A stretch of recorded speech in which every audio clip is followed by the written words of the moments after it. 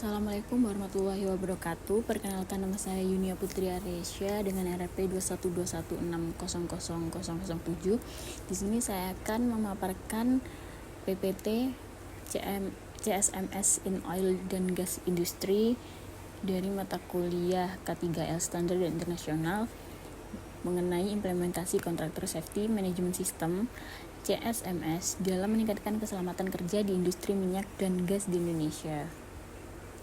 Industri minyak dan gas di Indonesia ini memiliki peran penting ya dalam perekonomian nasional, tetapi juga dihadapkan pada risiko tinggi terkait keselamatan dan kesehatan kerja.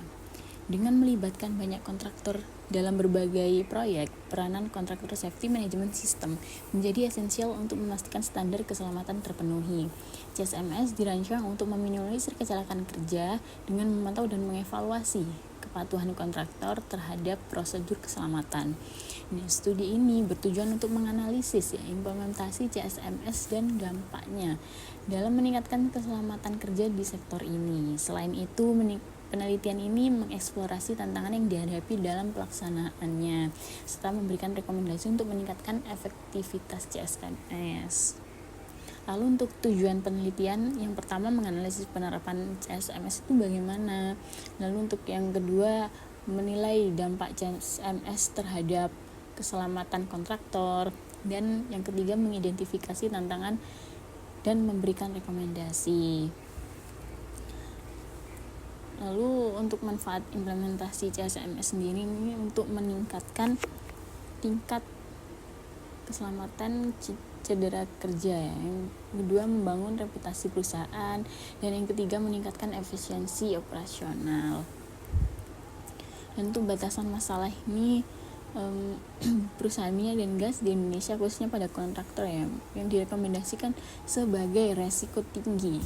Nah, ini analisis fokusnya akan mencakup aspek keselamatan kerja yang terkait dengan CSMS seperti prosedur, pelatihan, evaluasi, kinerja ketiga gitu. Next, selanjutnya ada konsep dasar mengenai definisi kontraktor itu sendiri. Kontraktor ini merupakan individu, kemitraan atau firma ya, atau perusahaan yang disewa untuk melakukan pekerjaan atau layanan tertentu seperti pembangunan, instalasi, atau penyediaan tenaga kerja. Mereka juga dapat diartikan sebagai pihak yang ditunjuk oleh pemilik atau kontraktor utama untuk melaksanakan pekerjaan lain atau menyediakan persediaan dan peralatan yang diperlukan dalam proyek. Lalu untuk jenis kontrak yang kontrak pertama melibatkan pengeluaran yang sangat besar dan jangka waktu lama di lokasi proyeknya. Contohnya kontrak transportasi dan operasi pabrik. Yang kedua, kontrak menengah atau kecil. Kontrak dengan pengeluaran besar biasanya untuk proyek konstruksi. Lalu ada yang ketiga, kontrak kasual, melibatkan pengeluaran rendah dan periode kerja yang singkat. Lalu yang keempat, kontrak penyewaan tenaga kerja, hanya melibatkan penyediaan tenaga kerja dengan mengorganisasian dan tugas manajemen oleh pihak utama. Contohnya tenaga kerja pemeliharaan untuk mematikan gitu. Lalu untuk konsep dasar CSMS itu sendiri ya, merupakan suatu sistem yang dirancang untuk mengelola keselamatan dan kesehatan kerja bagi kontraktor yang bekerja di area operasi perusahaan, khususnya dalam industri minyak dan gas. CSMS ini memastikan bahwa setiap kontraktor memenuhi standar dan persyaratan K3 yang telah ditetapkan oleh perusahaan utama, sehingga mampu minimalkan risiko kecelakaan kerja. Komponen utama CSMS ini, yang pertama seleksi kontraktor, kedua pelatihan dan sertifikasi, ketiga pemantauan dan evaluasi, empat audit dan penilaian kinerja, dan yang kelima pengelolaan insiden dan laporan kecelakaan. Next, untuk peraturan K3 yang terkait dengan CSMS oil dan gas industri nih, ada standar ISO 4501 dan 2000. Lalu yang kedua ada PB Migas PTK nomor 13/2006/S8.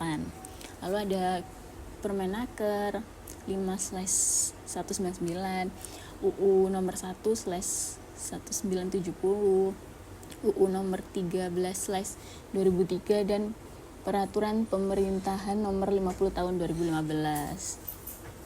Tahapan implementasi CSMS sendiri nih, yang pertama kualifikasi kontraktor, yang menyeleksi kontraktor berdasarkan kriteria K3 untuk memastikan mereka terpenuhi standar atau tidak yang ditetapkan perusahaan. Lalu standar yang ditetapkan oleh peraturan-peraturan yang berlaku. Lalu yang kedua, prakerja, memberikan orientasi dan pelatihan keselamatan kepada kontraktor serta menyusun rencana keselamatan kerja sebelum proyek dimulai. Lalu yang keempat, pelaksanaan, melakukan pemantauan keselamatan secara rutin selama proyek berlangsung melalui inspeksi, audit, dan rapat keselamatan mingguan tentunya. Dan yang keempat, evaluasi akhir, mengevaluasi kinerja keselamatan kontraktor setelah proyek selesai berdasarkan laporan keselamatan dan kepatuhan terhadap protokol K3. Komponen utama CSMS ini ada 3. Yang pertama, pemilihan kontraktor, yang kedua, pelatihan dan sertifikasi, dan yang keempat, pemantauan dan evaluasi. Lalu ada tantangan implementasi CSMS. Yang pertama, perbedaan standar keselamatan, kurangnya kesadaran keselamatan pada kontraktor, dan biaya implementasi yang tinggi.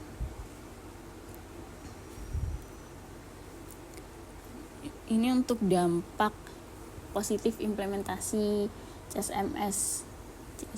Yang pertama ini ada penurunan tingkat kecelakaan ya. Itu implementasi CSMS ini yang efektif di perusahaan minyak besar telah menurunkan tingkat kecelakaan kerja sebesar 20-30% ya sejak tahun 2018.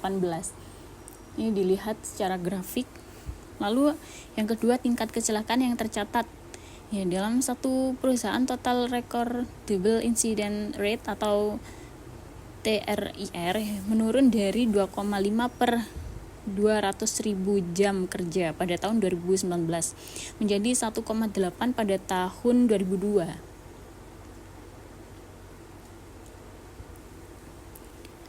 Menunjukkan penurunan yang signifikan dalam kecelakaan kerja. Lalu yang ketiga, jam kerja aman. Data dari beberapa perusahaan minyak menunjukkan pencapaian hingga 1 juta jam kerja aman tanpa kecelakaan besar pada tahun 2023. Lalu untuk yang grafik di tengah ini, grafik visual ya, yang menunjukkan hubungan antara total recordable incident rate atau TRIR dan safe working hours pada industri minyak dan gas di Indonesia untuk periode 2018 hingga 2023. Untuk garis birunya ini menunjukkan penurunan tingkat kecelakaan kerja. Untuk birunya menunjukkan penurunan TRIR yang menunjukkan penurunan tingkat kecelakaan kerja sebagai hasil dari implementasi CSMS ini. Lalu untuk garis hijau menunjukkan peningkatan jumlah jam kerja, menunjukkan peningkatan efektivitas program keselamatan.